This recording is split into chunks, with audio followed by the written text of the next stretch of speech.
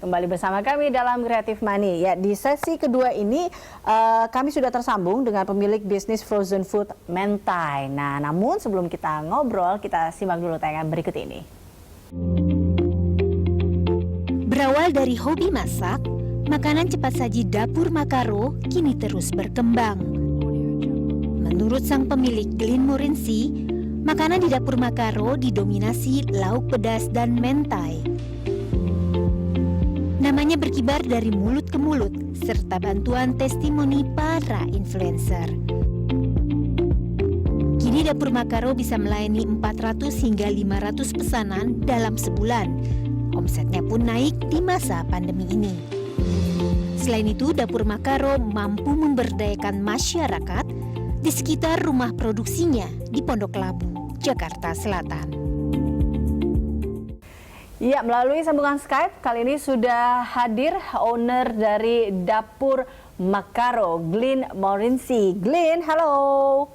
Halo, Mbak Eliza. Ini minal aidin wal faidin ya, mohon maaf lahir dan batin nih sebelumnya ya. Glenn, ini lucu deh. Kalau dilihat ya, kenapa namanya Makaro sih, Glenn?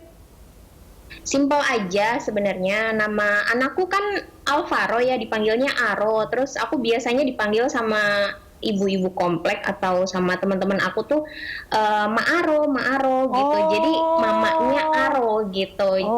Sesimpel itu sih sebenarnya. Oke. Nah, ini kalau dilihat dari pengambilan nama dari Ma Aro, ibunya Aro ya, mamanya Aro.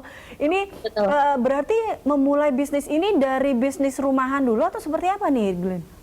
Dari bisnis rumahan dulu sebetulnya. Jadi memang aku kan penyuka makanan pedas ya. Terus waktu itu sempat masak lauk gitu yang lumayan pedas juga. Terus dibagiin ke teman-teman. Biasa kan kadang kalau misalnya ada lebih banyak gitu aku suka kasih ke teman-teman gitu. Terus teman-teman bilang kenapa nggak coba dijual aja gitu. Jadinya mereka excited sih sebenarnya dari awal itu karena ide dari teman-teman sendiri yang pengen banget ini dijual aja mendingan kayak gitu. Tahun berapa tuh, Glenn?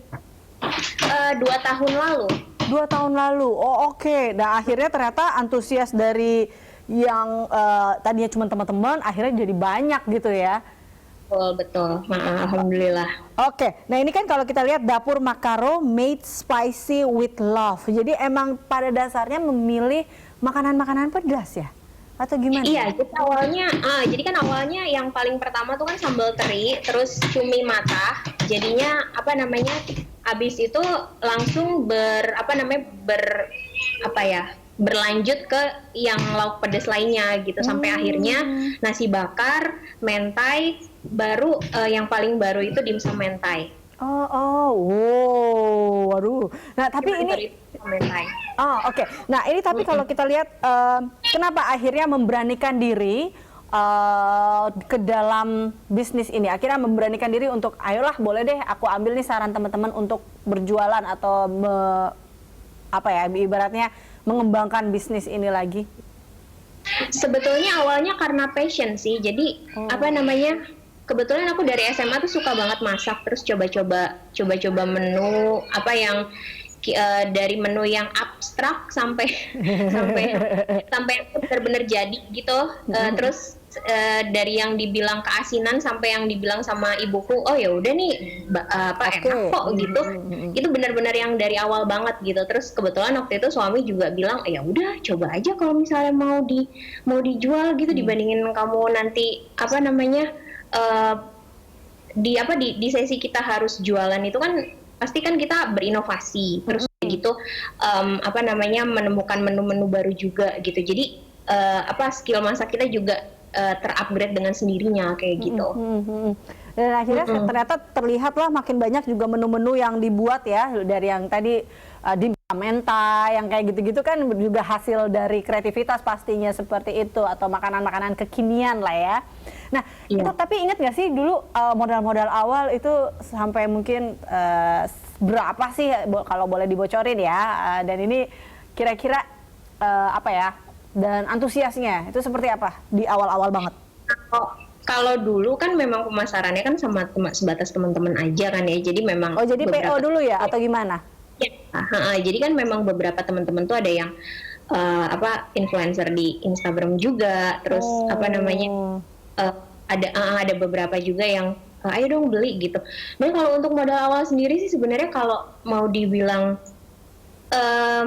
jumlah secara keseluruhan sih jumlahnya sih bisa sampai 3 juta ya waktu itu ya. Dan itu dari mulai stiker, packaging atau apa segala macam gitu semuanya memang udah dikonsepkan. Terus udah gitu dulu kita pas awal pertama jual ke teman-teman tuh memang nggak ada stikernya dan package-nya tuh masih pakai plastik biasa gitu, tempat plastik biasa, sampai akhirnya kita punya jar sendiri, kita punya plastik sendiri, punya stiker sendiri. Itu modal awal sekitar 3 jutaan. 3 jutaan waktu itu. Nah, tapi ini nggak sih dulu itu atau kita dulu pasti buatnya sendiri kan ya? Glenn sendiri yang bikin. Saat ini masih Glenn yang bikin atau udah memperkerjakan juga asisten yang membantu Glenn atau gimana?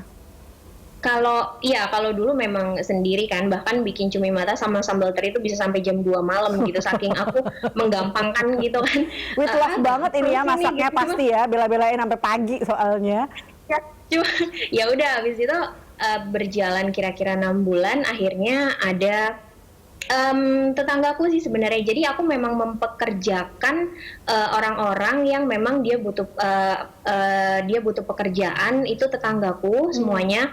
Jadi memberdayakan ibu-ibu yang ada di situ. Terus aku kasih training dulu, aku kasih kayak misalnya nyontohin dulu nih, ini harus kayak gini, ini harus kayak gini, rasanya harus kayak gini, rasanya harus kayak gini. Itu memang nggak mudah, nyari-nyari orangnya gitu. Cuman aku memang punya tetangga yang mereka bisa diberdayakan, terus sampai akhirnya alhamdulillah sampai saat ini Dapur Makaro udah punya pegawai rumahan itu 3 orang. Sejauh ini kan kalau tadi di awal ada cumi mata, dari sambal teri, itu kan di awal-awal. Sekarang ini variannya ada berapa sih?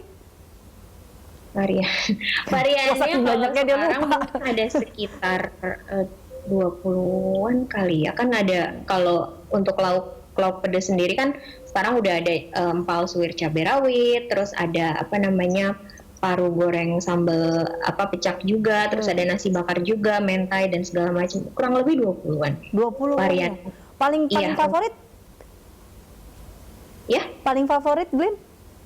Paling favorit, paling favorit sebenarnya itu seasonal sih ya.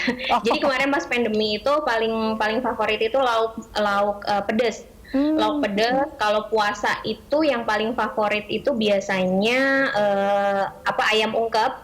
Terus kalau yang udah selesai Ramadan atau segala macam ya yang paling favorit sih mentai dan dimsum mentainya sih. Oke. Baik, kita jeda dulu Glenn. Saya mau tanya juga bagaimana akhirnya Glenn membedakan produk-produknya Glenn sendiri dengan beberapa produk-produk di luar sana. Nanti ya Glenn ya. Dan pemirsa tetaplah bersama kami dalam Creative Money.